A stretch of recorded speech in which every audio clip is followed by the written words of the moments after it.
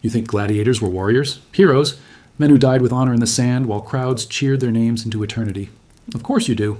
It's what Hollywood taught you to believe, but tonight, while you're comfortable in your ignorance, I'm going to show you what really happened in those blood-soaked arenas of Rome. And when I'm finished, you'll never look at any sports stadium the same way again. Picture this. It's 73 AD, and you're standing in the underground tunnels beneath the Colosseum. The smell hits you first. Not glory, not honor, but human waste mixed with rotting flesh and the metallic stench of terror. You hear them above you, 50,000 Romans screaming for blood. Your blood. But here's what they don't tell you in the movies. Most gladiators weren't volunteers. They weren't heroes seeking fame. They were slaves, criminals, and prisoners of war who discovered that death was a luxury they couldn't afford. See, Rome had perfected something far more sinister than execution. They had created a system where dying was easy, but staying dead was impossible. Every gladiator who entered that arena carried a debt, not just to their masters, but to the crowd itself, and that debt could never be fully paid. Let me tell you about Marcus Attilius. History remembers him as one of Rome's greatest gladiators, a man who defeated seasoned veterans in his very first games. What history doesn't tell you is that Marcus wasn't even supposed to be there. He was a free citizen who had fallen into debt. Just like modern people who declare bankruptcy, Marcus thought he could start fresh. But Rome had other ideas. When you couldn't pay your debts in ancient Rome, you had two choices: sell yourself into slavery or be sold anyway. Marcus chose what he thought was the honorable path. He volunteered for the gladiatorial schools, thinking he'd fight a few times, earn enough money to buy his freedom, and return to his old life. He had no idea he was signing his own death warrant. Not the kind of death warrant that ends quickly with a sword through the heart, but the kind that stretches across years of agony. The gladiatorial schools weren't training camps. They were factories. Factories that took human beings and systematically broke them down into products for public consumption. The lanista, the gladiator trainer, wasn't a coach. He was a livestock manager. And you, dear gladiator, you weren't an athlete. You were cattle being fattened for slaughter, except the slaughter never came quick enough to be merciful. Your day began at dawn with a breakfast that would make modern prison food seem like a feast. Barley porridge, beans if you were lucky, and water that often carried more diseases than nutrients. But you ate it anyway because you needed strength for what was coming. The training that would break your bones daily, reset them, and break them again until your body became a map of healed fractures and scar tissue. The training weapons weren't made of wood to prevent accidents. They were made of wood to prolong the training. Metal weapons would have ended your suffering too quickly. Instead, you spent hours every day learning to die slowly, learning to make your agony entertaining, learning to beg for mercy in ways that would make the crowd roar with laughter instead of pity. But here's where it gets truly horrifying. The gladiatorial system wasn't designed around death. It was designed around the fear of death. Most gladiator fights didn't end in fatalities. In fact, archaeological evidence suggests that less than 20% of gladiatorial combats ended with a death. Why? Because dead gladiators don't generate repeat revenue. Think about that for a moment. You're not fighting for your life. You're fighting for the right to fight again tomorrow. And the day after that. And the day after that. Death becomes not the feared outcome, but the desperately desired escape. Roman gladiators often lived for years, sometimes decades in this system. Imagine waking up every day knowing that your only purpose is to suffer publicly for the entertainment of people who see you as less than human. The crowd didn't cheer for your victory. They cheered for your pain. Roman audiences were connoisseurs of suffering. They could tell the difference between a gladiator who was genuinely terrified and one who was just acting. They paid premium prices to see real terror, real agony, real despair. Your job wasn't to win fights. It was to provide authentic human suffering on demand. And the worst part? You started to crave their approval. After months or years of having your humanity stripped away piece by piece, the roar of the crowd became the only validation you had left. You began to perform your own torture with enthusiasm because their cheers were the only thing that made you feel like you still existed as something more than meat. The gladiator barracks were essentially human kennels. You slept chained to the wall, not to prevent escape, but to prevent suicide. Because suicide was theft of property that belonged to your lanista. If you died by your own hand, your lanista lost his investment. So they kept you alive by force, feeding you just enough to maintain your strength for performance, but never enough to feel truly human. Medical care in the gladiator schools was legendary, but not because it was humane. Roman gladiator physicians were the best trauma surgeons in the ancient world because they had unlimited practice subjects. They became experts at keeping men alive through injuries that should have been fatal. They could stitch together a disemboweled abdomen, reset a shattered skull, reattach severed limbs, not to heal you, but to ensure you could fight again. Every scar on your body told the story of a time when death had been within reach, only to be yanked away by expert medical intervention. Your body became a living museum of near-death experiences, each one a reminder that you were never allowed to finish dying. The psychological torture was even more refined than the physical. Romans understood that breaking a man's mind was more entertaining than simply breaking his body. They created elaborate ranking systems among gladiators, fostering rivalries and hierarchies that made you compete not just in the arena, but in the barracks. They gave special privileges to veteran gladiators, better food, private cells, even conjugal visits, creating a system where your only hope of improving your conditions was to become better at suffering publicly.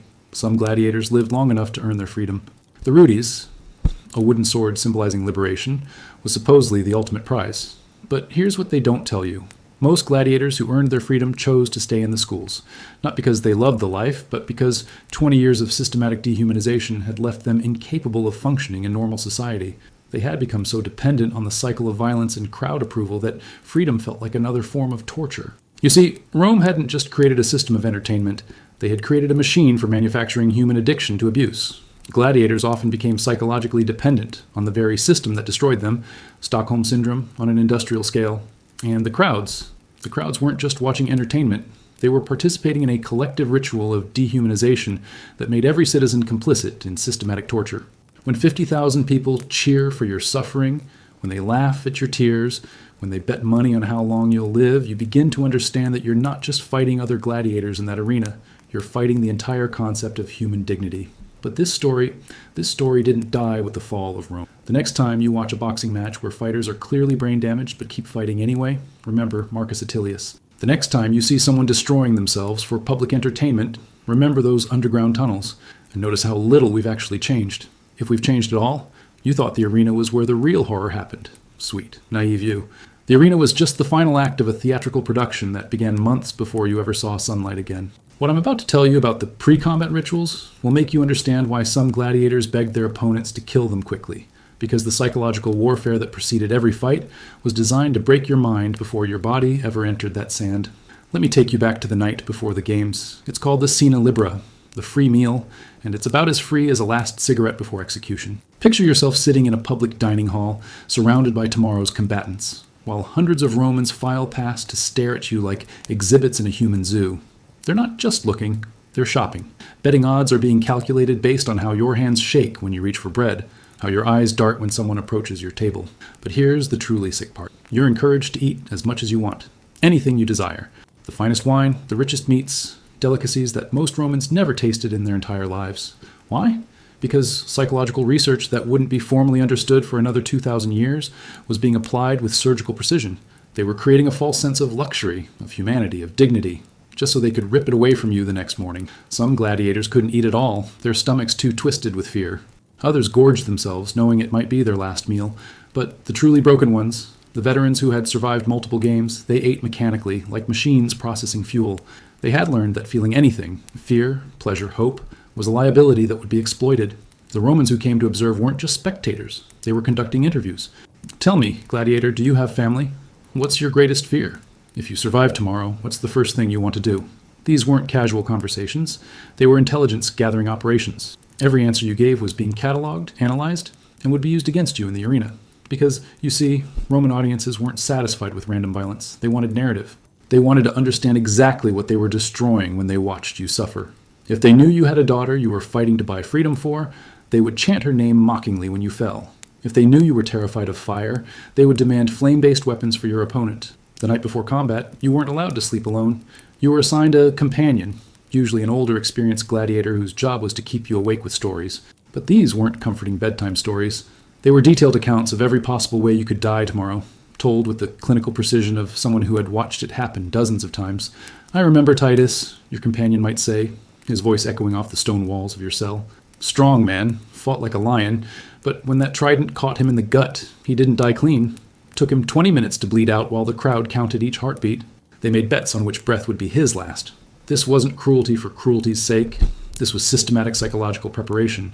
They were forcing you to visualize your own death in excruciating detail over and over until the actual arena seemed almost anticlimactic. By morning, you had died 100 deaths in your imagination, each one more horrible than the last. But morning came anyway, and with it, the pompa, the gladiatorial parade. You've seen this in movies, probably thought it looked glorious. Gladiators marching through the streets of Rome, crowds cheering, flower petals falling like snow. What you don't see in Hollywood is the small details that reveal the truth. The gladiators' wrists are shackled. The chains are decorated with flowers, but they're still chains. The crowd isn't cheering for you. They're cheering for your upcoming destruction. Listen carefully to what they're actually shouting.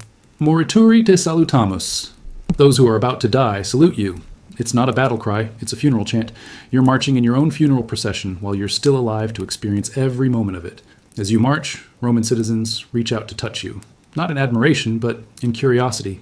They're feeling your muscles, assessing your scars, trying to determine if you'll provide good value for their entertainment investment. Mothers lift their children so they can see the condemned men up close, teaching them that some humans exist solely for the amusement of others. The procession isn't random either. The route is carefully planned to maximize psychological impact. You march past temples where free Romans worship, reminding you that you're no longer worthy of divine consideration. You march past markets where normal people conduct normal business, showing you a world you'll never be part of again. You march past schools where children learn, highlighting the education and future that have been stripped from you. And then you arrive at the Colosseum, and the real mind games begin. You're not immediately sent into the arena. Instead, you're held in the hypogum, the underground maze beneath the arena floor. This isn't just a waiting area. It's a sensory deprivation chamber designed to break your remaining sanity. The hypogum is a labyrinth of narrow corridors, cramped cells, and mechanical lifts that creak and groan like instruments of torture. You can hear everything that's happening above you. The roar of the crowd, the screams of animals being slaughtered in the warm-up acts, the clash of weapons from earlier fights. But you can't see any of it. Your imagination fills in the details, and imagination is always worse than reality. The acoustics are intentionally designed to amplify sound. Every footstep echoes like thunder. Every whispered prayer becomes a shout. The sound of your own heartbeat pounds in your ears like war drums. Roman architects understood that anticipation was more torturous than the actual event, so they created a space where anticipation was weaponized. While you wait in the darkness, attendants prepare your body like a sacrificial animal. They oil your skin so blood will show more clearly. They check your weapons to ensure they're sharp enough to inflict spectacular wounds, but not sharp enough to kill too quickly. They apply makeup to hide any existing injuries that might make you less visually appealing to the crowd. But the most horrifying preparation ritual was the probatio, the testing. Just before your fight, you're required to demonstrate that your weapons are real by cutting yourself. Not deeply enough to affect your performance, just enough to draw blood and prove to the crowd that what they're about to see is authentic. You literally have to participate in your own torture, proving your willingness to bleed for their entertainment. The elevator ride to the arena floor is the final psychological assault. As the platform rises and sunlight begins to filter down, you realize that this is your last moment of privacy. Once you reach the surface, every breath, every heartbeat, every expression of pain or terror will be public property. 50,000 people will witness your most intimate moment, your confrontation with death, and they'll cheer or boo your performance like it's a theatrical production. And here's what makes it truly obscene. By the time you reach the arena floor, part of you wants to give them a good show. Months of conditioning have taught you that pleasing the crowd is your only source of validation. Even as you're about to die for their amusement, you find yourself hoping they'll approve of how you do it. The moment you step onto the sand, you're no longer a person. You're a character in someone else's story. The crowd has already decided who you are based on your armor, your weapons, your appearance. Are you the hero or the villain? The underdog or the favorite? It doesn't matter what you think.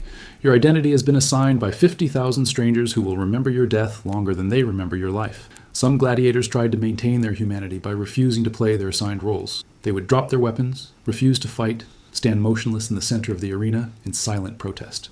Do you know what happened to them? The crowd found their defiance even more entertaining. Roman audiences loved nothing more than watching someone's dignity being systematically destroyed. Passive resistance just gave them a different kind of show to enjoy. Others tried to die quickly, rushing at their opponents with suicidal abandon, hoping to end their suffering as fast as possible. But even this was anticipated. Referees would intervene to separate fighters who were trying to finish too quickly, forcing them to prolong the combat for the crowd's enjoyment. You weren't even allowed to control the timing of your own death. The sand beneath your feet wasn't just sand, it was mixed with sawdust to absorb blood more efficiently.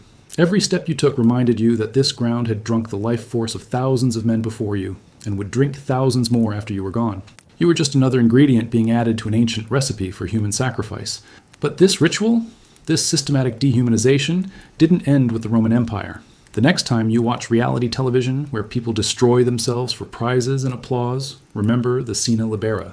The next time you see someone's private trauma turned into public entertainment, remember the hypogum. And ask yourself, are we the audience or are we the gladiators? Because someone is always in that arena and someone is always in the stands, cheering for blood. You think all gladiators were the same, big men with swords and shields, fighting until one died gloriously. How wonderfully simple that would have been. But Rome was far too sophisticated in its cruelty for such amateur brutality. What they created was a classification system of human suffering, a taxonomy of torture where each type of gladiator was specifically designed to die in a particular way that would maximize audience pleasure. Let me show you the menu of human misery that Rome perfected over centuries of industrialized sadism. Meet the retiarius, the net fighter. Sounds almost gentle, doesn't it? Like some kind of fisherman warrior from a fantasy novel. But here's what they don't tell you. The retiarius was designed to be the most psychologically tormented gladiator in the entire system. Picture yourself nearly naked, wearing only a loincloth and a shoulder guard, holding a fishing net and a trident. You're facing an opponent covered head to toe in armor, carrying a sword and shield. The crowd is already laughing at you before the fight even begins. But that's exactly the point. The retiarius wasn't supposed to look like a warrior.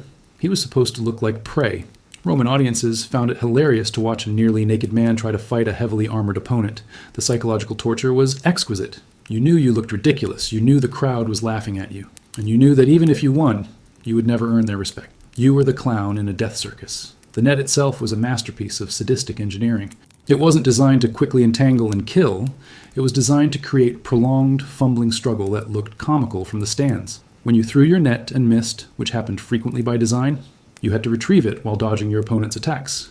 The crowd would roar with laughter, watching you scramble naked across the sand, desperately trying to gather your net while a fully armored warrior stalked you. And when the net did work, when you successfully entangled your opponent, that's when the real horror began, because you didn't kill him quickly. You had to stand over him with your trident, poking and prodding like you were testing meat for doneness, while the crowd decided whether he lived or died.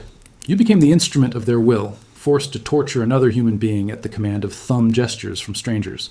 The retiarius had the highest survival rate of any gladiator class, which sounds like good news until you understand what it actually meant. You survived because your role was to provide comedy, not glory. You lived to be humiliated again and again and again. Other gladiators could at least die with some semblance of honor. You died looking ridiculous, and if you didn't die, you lived knowing you were Rome's favorite joke. Now let me introduce you to the andabata, the blind fighter. Yes, you heard that correctly. These gladiators fought with helmets that had no eye holes. Complete sensory deprivation while wielding lethal weapons. Imagine being locked inside your own head, hearing only your own panicked breathing echoing in a metal cave, while you swing a sword at sounds and try to avoid the weapons you can't see coming. The andabata fights weren't really fights at all. They were elaborate games of blind man's bluff with deadly consequences. The crowd would shout directions, sometimes helpful, sometimes deliberately misleading, turning your desperation into their entertainment. "Behind you!" they would scream, and you'd spin wildly with your weapon, not knowing if they were trying to save your life or trick you into an embarrassing stumble. The cruelest part was that andabata gladiators were often paired against each other. Two blind men stumbling around an arena, swinging weapons at ghosts, while 50,000 people laughed at their confusion. Sometimes they would accidentally wander to opposite ends of the arena and spend minutes slashing at empty air while the crowd howled with amusement. But Rome had an even more twisted category. The noxi. These weren't gladiators in the traditional sense. They were condemned criminals forced to reenact mythological deaths for the crowd's entertainment. And when I say reenact, I mean they actually died the deaths of mythological characters, but slowly, artistically, with maximum theatrical impact. Were you condemned to be Prometheus? You were chained to a rock while a trained eagle ate your liver, except, unlike the myth, you weren't immortal. You just screamed until you died. Sentenced to be Orpheus? You were torn apart by wild animals, but not quickly. The animals were trained to maim, not kill, so your death could be drawn out for maximum dramatic effect. The noxi were the ultimate fusion of execution and entertainment. Your crime wasn't just being punished, it was being transformed into art. Your death became a story that the audience could follow along with, complete with costumes, props, and a predetermined ending. You weren't just dying, you were dying badly, in character, according to someone else's script. Then there were the beast fighters, the bestiari, who faced animals in combat. But these weren't fair fights between man and beast. These were carefully choreographed productions, where the outcome was predetermined and the animals were often more terrified than the humans. Lions and tigers, starved for days to make them aggressive, were released into the arena, not to hunt naturally, but to participate in an unnatural spectacle that violated every instinct they had. The animals were often drugged, wounded, or fitted with devices that made them more dangerous but less capable of killing quickly. A lion might have its claws filed to points that would cause maximum pain but prevent a quick death. Bears might be partially blinded, so they would strike out wildly but inaccurately. The goal wasn't to create a natural predator-prey dynamic. It was to create a prolonged, unnatural struggle that would maximize suffering for both human and animal. Some bestiari were criminals being executed, but others were professional animal fighters who made careers out of this specialized form of torture. They learned to read the moods of drugged, terrified animals, to predict the behavior of creatures that had been driven insane by captivity and abuse. They became experts in a form of combat that existed nowhere else in the world, fighting opponents who were as psychologically damaged as they were. But perhaps the most psychologically devastating gladiator class was the Dimicaris, the two-sword fighter. These gladiators carried a weapon in each hand but wore no armor at all, not even a helmet. They were completely exposed, relying only on speed and skill to survive. But here's the twist that made their situation truly horrifying. They almost never fought other Dimicheri. Instead, they were usually matched against heavily armored opponents, creating a spectacle that looked like David and Goliath but felt like a slow-motion execution. The crowd loved watching the naked, dual-wielding warrior dance around his armored opponent, looking graceful and deadly until that one inevitable moment when he made a mistake, and the armored gladiator's single, powerful blow ended the ballet. The Dimicharis lived with the constant knowledge that his fighting style was unsustainable. Speed and agility couldn't be maintained indefinitely in a fight. Eventually, exhaustion would slow him down, age would reduce his reflexes, or simple statistics would catch up with him. Every fight was borrowed time, and everyone in the arena knew it. The psychological pressure of being a Dimicharis was unique among gladiators. Other classes could rely on equipment, defensive tactics, or brute strength. The Dimicharis relied entirely on perfection. One mistake, one moment of fatigue, one slight miscalculation, and the show was over. They lived in a state of hypervigilant perfection that was neurologically impossible to maintain. And then there were the Esidari, the chariot fighters. These gladiators fought from moving vehicles, but not like the chariot racing you've seen in movies. These were combat chariots, designed to create spectacular crashes and dramatic injuries.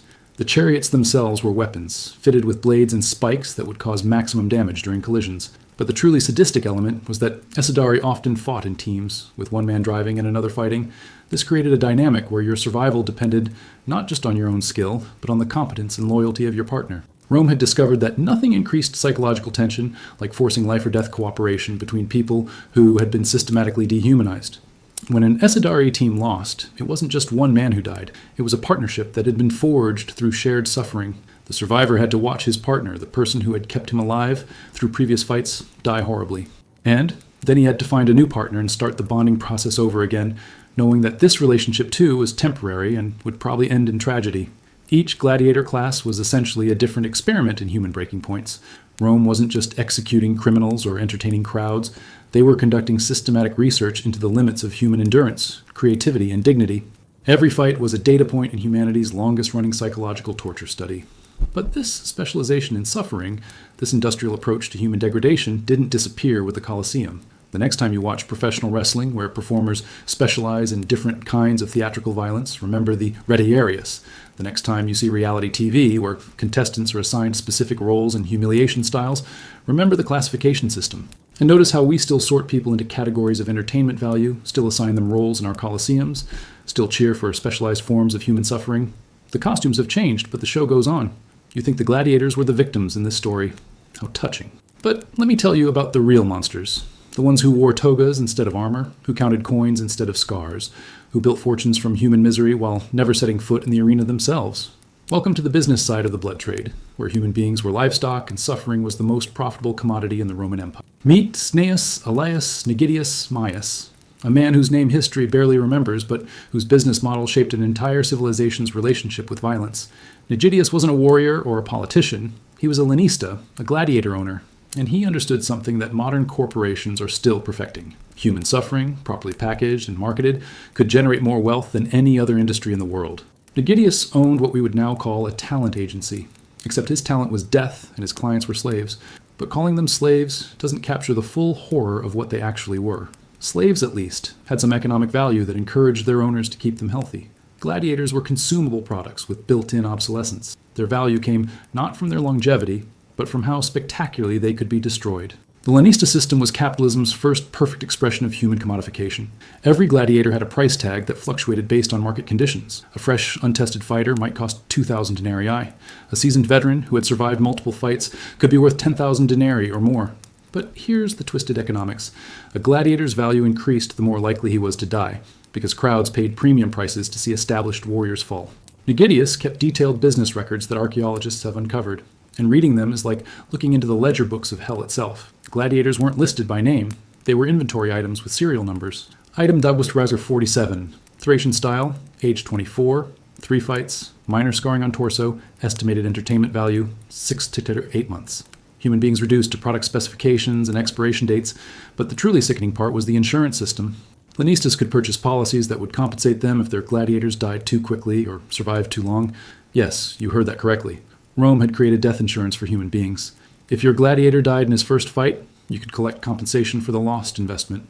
If you survived too many fights and became too expensive to maintain, you could collect a payout for premature retirement. This created perverse incentives that would make modern insurance fraud look like petty theft. Lanistas would sometimes arrange for their own gladiators to die at optimal times to maximize insurance payouts. A gladiator who was becoming too popular, too expensive, or too psychologically unstable could be quietly eliminated through arranged combat against a superior opponent. The crowd thought they were seeing a fair fight. They were actually witnessing a premeditated murder disguised as entertainment. The breeding programs were even more horrifying. Successful gladiators were encouraged, sometimes forced, to reproduce with female slaves, specifically selected for physical attributes that might produce superior fighters. These weren't romantic relationships. They were livestock breeding operations applied to human beings. Children born from these unions were property from birth, destined for the arena before they could even walk. But here's where it gets truly disturbing. Some of these children were raised in gladiator families, knowing from infancy that their only purpose was to eventually die for public amusement. Imagine growing up in a household where your father's job was to train you to be killed entertainingly, where bedtime stories were tactical discussions about different ways to die with dignity, where your career counseling consisted of deciding which type of weapon you wanted to die holding. The training schools weren't just businesses, they were research and development facilities for perfecting human suffering.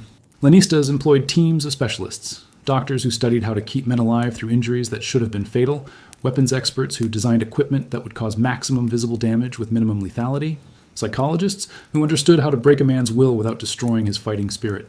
They had nutritionists who calculated exactly how much food would maintain peak physical condition while keeping gladiators psychologically dependent on their owners for survival. They had physical therapists who specialized in repairing specific types of combat injuries. They had even developed primitive forms of performance-enhancing drugs, herbal concoctions that could increase aggression, reduce pain sensitivity, or enhance endurance for short periods. But the most sophisticated specialists were the crowd psychology experts. These men studied audience reactions with scientific precision, cataloging which types of combat generated the most enthusiastic responses, which gladiator personalities the crowds found most engaging, which death scenarios produced the highest ticket sales for subsequent events. They discovered that audiences had seasonal preferences. Spring crowds preferred quick, brutal combats after the long winter, while autumn audiences wanted longer, more technical fights to savor before winter. They learned that different social classes preferred different types of violence. The aristocrats enjoyed psychological torture and elaborate setups, while the plebeians wanted straightforward, bloody action. This market research was applied to gladiator training with corporate efficiency. Gladiators weren't just taught to fight. They were taught to perform specific roles that market research had proven profitable. If crowd analysis showed that audiences were growing bored with traditional sword combat, Lanistas would invest in new weapons, new fighting styles, new forms of spectacle to maintain market share. The Lanistas formed trade associations, sharing information about profitable training techniques, successful marketing strategies, and optimal gladiator lifespans. They held conferences where they would exchange tips about maximizing revenue from human suffering. Imagine business seminars where the agenda included presentations on optimizing death timing for maximum audience impact, and seasonal trends and torture preferences. Some Lanistas specialized in particular market segments. There were boutique operations that catered to aristocratic audiences who wanted sophisticated psychological combat. There were mass market operations that produced quantity over quality for plebeian audiences. There were even luxury services that would provide custom-trained gladiators for private parties, where wealthy Romans could enjoy personalized violence in intimate settings. The corruption was systematic and reached every level of Roman society. Judges could be bribed to sentence criminals to gladiator training instead of quick execution. Politicians received kickbacks for ensuring that public games received adequate funding. Even priests were involved, blessing the weapons and rituals that would be used to destroy human beings for profit. But perhaps the most nauseating aspect was the retirement planning. Successful Lanistas knew that public tastes would eventually change, that the gladiator business wouldn't last forever. So they invested their profits from human suffering into legitimate businesses. Farms, shipping companies, real estate. They used the wealth generated by torture to buy respectability and comfort for their own families. Some former Lanistas became senators, using political power that was purchased with blood money. Others became philanthropists, donating to temples and public works projects, buying moral absolution with the same coins that had once paid for human misery. They understood that a fortune built on suffering could be laundered through charity and civic virtue. The most successful Lanistas left behind legacies that lasted for generations. Their families became part of Rome's aristocratic class, their descendants enjoying luxury and respect that was built on a foundation of systematic human torture. The original source of the family wealth was forgotten or romanticized, transformed from horror into heritage. And the gladiators themselves? Even the few who survived long enough to earn their freedom often remained financially dependent on the system that had destroyed them. They became trainers, preparing the next generation of victims. They became consultants, advising new lanistas on effective torture techniques. They became part of the machine that had consumed their own humanity, because it was the only world they knew how to navigate. The economic impact was staggering. The gladiator industry employed thousands of people across the empire, not just lanistas and gladiators, but weaponsmiths, armor makers, animal trainers, arena architects, ticket sellers, food vendors, betting operators, medical personnel, and countless others whose livelihoods depended on the systematic destruction of human beings. Entire cities built their economies around gladiatorial combat. Capua, where Spartacus began his rebellion, was essentially a company town whose primary industry was producing human suffering for export to amphitheaters across the empire. When gladiatorial combat was finally banned, centuries later, these communities faced economic collapse because they had built their entire infrastructure around torture. But this business model, this systematic monetization of human suffering, didn't end when the last gladiator died in the arena. The next time you see a sport where brain-damaged athletes continue competing because they need the money, remember Nigidius Maius. The next time you watch entertainment where people's personal tragedies are packaged and sold to audiences, remember the insurance policies on human lives. And notice how we still have industries built on the assumption that some people's pain is other people's profit, still have systems where suffering is a commodity and dignity is a luxury that not everyone can afford. You want to know the most terrifying part of this story? It's not the gladiators, it's not even the lanistas, it's the audience. 50,000 ordinary people who woke up each morning, kissed their children goodbye, said prayers to their gods, and then spent their afternoons screaming for human blood with the enthusiasm of sports fans cheering for their favorite team. Let me show you how Rome didn't just create a system of institutionalized torture. They created a society of willing participants in mass psychological corruption. Meet Marcus Clodius Herodes, a grain merchant from the Subura district. A family man, a devout worshiper of household gods, a citizen who paid his taxes and obeyed the law. 3 times a month, Marcus would close his shop, put on his best toga, and take his 12-year-old son to the Colosseum to watch human beings destroy each other for their entertainment. And he considered this quality father-son bonding time. Marcus kept a betting ledger where he recorded his wagers on gladiatorial combats, noting which fighters he favored and why. Reading his notes is like glimpsing into a parallel universe where casual sadism was considered normal social behavior. Silvanus the Thracian, good reach, weak left ankle from previous fight, bet 50 denarii he dies before the 5th exchange. This wasn't a sociopathic outlier making these calculations. This was an average Roman citizen applying analytical thinking to human suffering. But here's what makes Marcus truly horrifying. He wasn't pretending to enjoy the violence to fit in with society. He genuinely loved it. The anticipation of upcoming games would keep him awake at night with excitement. He would spend days before major events discussing strategy and odds with his neighbors, debating the merits of different fighting styles like modern fans, analyzing football statistics. His enthusiasm for watching people die was as authentic as any hobby passion. The social dynamics of the amphitheater revealed how deeply the corruption had penetrated Roman society. Seating was arranged by social class, but the bloodlust was democratic. Senators and slaves might sit in different sections, but they all screamed with equal fervor when a gladiator's entrails spilled onto the sand. Economic inequality disappeared in the face of shared appetite for human destruction. Women attended these events in large numbers, and their participation reveals the most disturbing aspect of how normalized this brutality had become.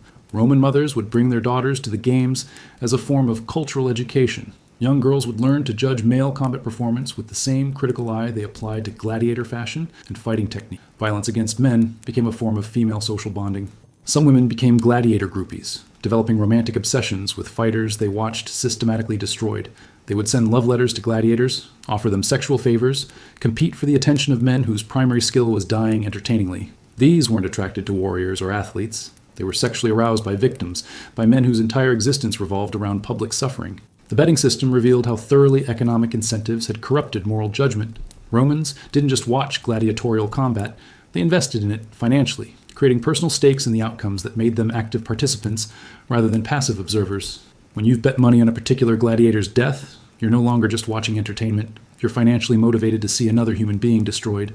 But the most sophisticated form of audience corruption was the voting system for life and death decisions. When a gladiator was defeated but still alive, the crowd would vote on his fate using thumb gestures. Thumbs up for mercy, thumbs down for execution. This wasn't just crowd participation in entertainment, it was direct democratic involvement in murder decisions. Think about the psychology of this for a moment. Thousands of people, including children, were being asked to make collective decisions about whether another human being should live or die, and they were making these decisions based on how much they had enjoyed watching that person suffer. Entertainment value became the criterion for the right to continue existing. The crowd's decision-making process followed consistent patterns that reveal the systematic nature of their corruption. Gladiators who had provided especially entertaining combat were more likely to receive mercy, not because they deserved to live, but because they had demonstrated their value as entertainment products. Those who had disappointed the audience with lackluster performances were condemned to death as punishment for failing to suffer adequately. Roman audiences developed sophisticated preferences for different types of death scenarios. They could distinguish between a good death, one that was dramatic, visually spectacular, and emotionally satisfying, and a bad death that was quick, anticlimactic, or insufficiently theatrical. They became connoisseurs of human termination, developing educated tastes in mortality that they discussed with the same intellectual refinement that others applied to wine or literature. The social pressure to participate in this collective sadism was enormous. Romans who expressed discomfort with gladiatorial combat were considered effeminate, unpatriotic, or dangerously soft. Refusing to attend the games was seen as antisocial behavior that marked you as unreliable and possibly subversive. The torture entertainment had become so central to Roman identity that opting out was tantamount to rejecting citizenship itself. Children were systematically inducted into this culture of normalized violence through carefully planned exposure. Parents would start by taking young children to see animal hunts, gradually escalating to human combat as the children demonstrated their ability to enjoy suffering without emotional distress. This wasn't accidental. It was deliberate psychological conditioning designed to create the next generation of enthusiastic audience members. Roman schools included gladiatorial combat in their curriculum, not just as historical study, but as practical training in audience participation. Children learned to analyze fighting techniques, understand betting odds, and make informed life and death voting decisions. They were being educated to be competent consumers of human misery. The religious aspects of audience participation reveal how thoroughly the corruption had penetrated even spiritual life. Many Romans believed that attending gladiatorial games was a form of religious duty, that the gods demanded this sacrifice of human suffering as payment for Rome's prosperity. They convinced themselves that their bloodlust was divine service, that their entertainment was actually worship. Priests would bless the gladiators before combat, but they weren't blessing them for protection. They were consecrating them for sacrifice.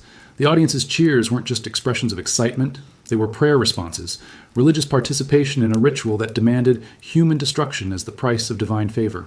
They had created a theology of torture that made sadism spiritually mandatory. The economic corruption of the audience was equally systematic. Romans would save money throughout the year to afford premium seating at major gladiatorial events. Families would budget for gladiator games the way modern families budget for vacation trips. They were literally investing their economic resources in the opportunity to watch other human beings be destroyed for their pleasure. Wealthy Romans would compete to sponsor increasingly elaborate and expensive games, not just for political advantage, but for the social status that came from providing superior entertainment. The quality of suffering you could afford to purchase for public consumption became a marker of personal success and social standing. The audience's relationship with individual gladiators was perhaps the most psychologically disturbing aspect of the entire system. They would develop favorite fighters, following their careers with the same emotional investment that modern fans show for sports teams. But their support was actually a form of prolonged sadism. They wanted their favorites to survive not because they cared about their well-being, but because they wanted to see them suffer repeatedly over extended periods. When a beloved gladiator finally died, audiences would mourn genuinely, not for the man himself, but for the entertainment source that had been exhausted. Their grief was selfish, focused on their own loss of amusement rather than the human tragedy they had witnessed and applauded. The most horrifying evidence of how deeply this corruption had penetrated Roman society comes from private correspondence between ordinary citizens. Letters between friends and family members are filled with casual references to gladiatorial combat, treating human destruction as unremarkable social small talk. Did you see the games last week? That new Gaul lasted longer than I expected before Maximus opened his throat. This was normal conversation between people who considered themselves civilized. The audience participation didn't end when they left the amphitheater. Romans would spend days after major games discussing and analyzing what they had witnessed, replaying the violence in conversation, debating the technical merits of different killing techniques. The entertainment value of human suffering was extended through endless social processing of the spectacle. But this collective corruption of human empathy, this systematic training of entire populations to find pleasure in others' pain, didn't disappear when the last Roman amphitheater fell silent. The next time you see comment sections celebrating someone's public humiliation, remember Marcus Clodius Herodes. The next time you watch a crowd cheering for violence while children observe and learn, remember those Roman families in the stands. And ask yourself, when we become the audience for someone else's destruction, what are we teaching our children about the value of human dignity? Because every generation thinks they're more civilized than the last, but the mechanisms of collective cruelty just find new venues, new technologies, new ways to make sadism feel like entertainment. You want to know how this story ends? It doesn't. That's the most terrifying truth of all. Rome may have fallen, the Colosseum may be ruins, and gladiatorial combat may be banned, but the machinery of systematic human degradation that Rome perfected. It just evolved, adapted, found new forms, new technologies, new ways to transform human suffering into mass entertainment. And if you think we've moved beyond it, if you believe we're more civilized now, then you haven't been paying attention to what's happening around you every single day. Let me tell you about the last gladiator. His name was Telemachus, and he died in 404 AD when Emperor Honorius finally banned gladiatorial combat throughout the Roman Empire. But Telemachus wasn't killed by another gladiator. He was murdered by the audience. This monk had leaped into the arena to stop a fight, to break the cycle of violence that had consumed Roman civilization for centuries. The crowd tore him apart with their bare hands for interrupting their entertainment. Think about that image. A man trying to stop human suffering being killed by people who were angry that their suffering-based entertainment had been disrupted. That's not just the end of gladiatorial combat. That's a perfect metaphor for humanity's relationship with institutionalized cruelty. We don't just tolerate systems that destroy people for our amusement. We actively defend those systems against anyone who tries to stop them. But Rome's gladiatorial system didn't really end in 404 AD. It just went underground, fragmented, evolved into forms that were harder to recognize, but equally effective at turning human misery into profit and entertainment. The infrastructure was too valuable to abandon, the psychology too deeply embedded to simply disappear. Medieval tournaments weren't just competitions. They were direct descendants of gladiatorial combat, complete with spectators betting on which knights would be crippled or killed. The pageantry, the specialized equipment, the crowd participation, the economic system built around watching skilled fighters destroy each other. It was all there, just wrapped in different cultural packaging. Public executions became the new arena spectacle. Instead of gladiators, crowds gathered to watch criminals die, but the psychology was identical. The same betting, the same social hierarchy and seating, the same carnival atmosphere, the same corruption of children through systematic exposure to normalized violence. The executioner became the new gladiator, except his role was even more specialized. He was guaranteed to win every fight. But the real evolution came with the development of mass media. Radio, television, the internet. These technologies didn't eliminate our appetite for watching human destruction. They democratized it, made it more accessible, more pervasive, more sophisticated than anything Rome could have imagined. Boxing became gladiatorial combat with a medical staff, and better publicity. The same systematic brain damage, the same economic exploitation of desperate men, the same crowds paying to watch human beings destroy each other for entertainment. We just convinced ourselves it was sport instead of torture, as if calling it something different changed the fundamental reality of what we were watching and cheering for. Professional wrestling evolved into theatrical gladiatorial combat, complete with storylines, character types, and predetermined outcomes designed to maximize audience emotional investment. The injury might be fake, but the psychology was absolutely authentic. We were still gathering in large groups to cheer for human suffering. We were just more honest about the entertainment aspect. Reality television became the new arena, except instead of physical combat, the weapons were psychological. Contestants were systematically humiliated, manipulated, emotionally tortured for audience amusement. The setting was different, but the fundamental dynamic was identical. Vulnerable people being exploited for the entertainment of audiences who felt superior to their suffering. Social media platforms became individualized coliseums where anyone could be thrown to the digital lions at any moment. Cancel culture, public shaming, viral humiliation, these are just crowdsourced gladiatorial combat. The audience votes with likes and shares instead of thumbs up or down, but they're making the same collective decisions about who deserves to be destroyed for failing to entertain them properly. The comment sections under videos of people being humiliated, injured, or destroyed are filled with the same energy that once echoed through Roman amphitheaters. The same bloodlust, the same dehumanization, the same casual cruelty disguised as entertainment consumption. We just pretend it's different because we're watching screens instead of sand. But perhaps the most sinister evolution is how we've medicalized and psychologized our appetite for human suffering. We watch documentaries about serial killers, not to understand our criminal behavior, but to vicariously experience the thrill of predation. We consume true crime entertainment, not for educational value, but because something deep in our psychology craves the stimulation of watching real people being hunted, tortured, and killed. We've created an entire entertainment industry around addiction, mental illness, family dysfunction, and personal tragedy. Reality shows about hoarders, addicts, dysfunctional families, people in crisis. These aren't educational programs. They're human zoos where we pay to observe other people's suffering while feeling grateful that we're not the ones in the cage. The psychological mechanisms that Rome discovered and exploited are still operating in our brains. The same neural pathways that made Roman audiences scream for gladiator blood are activated when we share viral videos of people being humiliated, when we binge watch shows about human tragedy, when we scroll through social media looking for fresh sources of outrage and schadenfreude. Even our charity has become corrupted by gladiatorial psychology. We don't just help people in need. We turn their suffering into entertainment content, complete with dramatic narratives, before and after reveals, and emotional manipulation designed to make us feel good about our superior position. Philanthropy becomes performance art, where other people's misery is the raw material for our moral theater. The technology changes, but the fundamental human appetite remains constant. We still gather in large groups to watch people be destroyed. We still bet on the outcomes. We still create hierarchies based on our ability to provide or consume human suffering as entertainment. We still train our children to participate in these systems by treating collective cruelty as normal social behavior. The gladiatorial system was never really about Rome. It was about something much deeper and more persistent in human psychology. Our capacity to enjoy other people's pain, our willingness to create systems that transform human dignity into consumer products, our ability to convince ourselves that our cruelty is actually entertainment, education, justice, or some other noble purpose. Rome just perfected the technology and social organization around this fundamental human darkness. They created the infrastructure, the economic models, the psychological techniques, the social normalization processes that every subsequent society has inherited and adapted to their own cultural context. The most terrifying realization is that we're not fighting against some external evil. We're fighting against ourselves. The same psychological mechanisms that made Roman audiences cheer for gladiator deaths are still active in our brains every time we click on a video of someone being humiliated, every time we share content that destroys someone's reputation, every time we participate in systems that turn human suffering into entertainment or profit. We like to think we've evolved beyond our ancestors, that we're more civilized, more empathetic, more humane. But evolution doesn't work that way. The same neural architecture that drove Roman behavior is driving our behavior. The same social dynamics that created the Colosseum are creating our digital platforms. The same economic incentives that funded gladiatorial combat are funding our entertainment industries. And the only difference is that we've become more sophisticated at hiding from ourselves what we're actually doing. We've developed better justifications, more complex moral frameworks, more elaborate technologies for delivering human suffering in forms that don't look like the arenas of ancient Rome.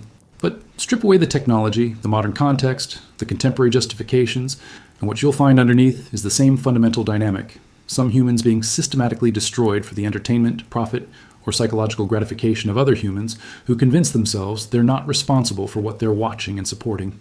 The gladiators are still dying in the arena. The audience is still cheering. The lanistas are still counting their profits. The only thing that has changed is our ability to pretend we don't see it happening. You came here thinking you were going to learn about ancient history, but what you actually discovered is that there is no ancient history. There's only the eternal present of human nature expressing itself through whatever technology and social organization happens to be available at any given moment. The question isn't whether we've moved beyond the Roman amphitheater. The question is, what role are you playing in the amphitheater that exists right now? Are you the gladiator, the audience, or the lanista? Because in the arena of human civilization, no one gets to be just an observer. We're all participants in systems that either dignify or degrade human existence. And tonight, when you go to sleep, remember that somewhere in the world, someone is being destroyed for someone else's entertainment, profit, or psychological satisfaction. The mechanisms are still running, the machinery is still operating, the appetite is still being fed. The gladiators never stopped dying. We just stopped admitting we were watching.